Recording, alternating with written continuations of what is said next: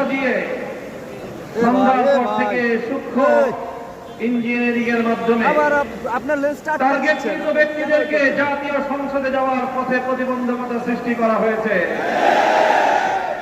Deep স্টেটের agenda বাস্তবায়ন করতে বাংলাদেশের জনগণের অর্থে লালিত প্রশাসন ব্যবহৃত হয়েছে। সিসি আপনাকে বলতে চাই, আপনার পূর্ববর্তী সিসির পরিণাম থেকে আপনি শিক্ষা গ্রহণ করুন। আমরা যে আপত্তি জানিয়েছি, সঠিক তদন্তের মাধ্যমে জনগণের ব্যালটের অধিকার যদি ফিরিয়ে না দেন, বাংলার মানুষ জোর করে তাদের অধিকার কেড়ে নেবে ইনশাআল্লাহ। আপনাদের এই প্রহসনের প্রতিবাদ করার পর গোটা বাংলাদেশ জুড়ে আমাদের 11 দলীয় নির্বাচনী ঐক্যের নেতা কর্মী সমর্থকদের উপর যেই পৈশাচিকতা চালানো হচ্ছে, আমাদের বোনদেরকে ধর্ষণ করা হয়েছে, আমাদের মা বোনদের শ্লীলতাহানি শুধু নয়, তাদেরকে শারীরিকভাবে লাঞ্ছিত করা হয়েছে, আমাদের বাড়ি ঘরে অগ্নিসংযোগ করে বাংলাদেশে আবার নতুন করে ফ্যাসিবাদ ফিরিয়ে আনবার পায়তারা চালানো হচ্ছে।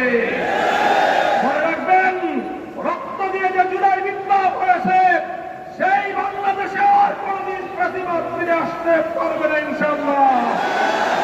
পুরনো ফ্যাসিবাদীদের সাথে সখ্যতা করে বাংলাদেশের রাজনীতিতে যদি তাদেরকে আপনারা প্রবেশ করবার সুযোগ তৈরি করে দিতে চান, যেই পথ ফ্যাসিবাদকে ফিরে আসার জন্য তৈরি করবেন, সেই পথ দিয়ে আপনাদেরকে দিল্লিতে বিতাড়িত করা হবে।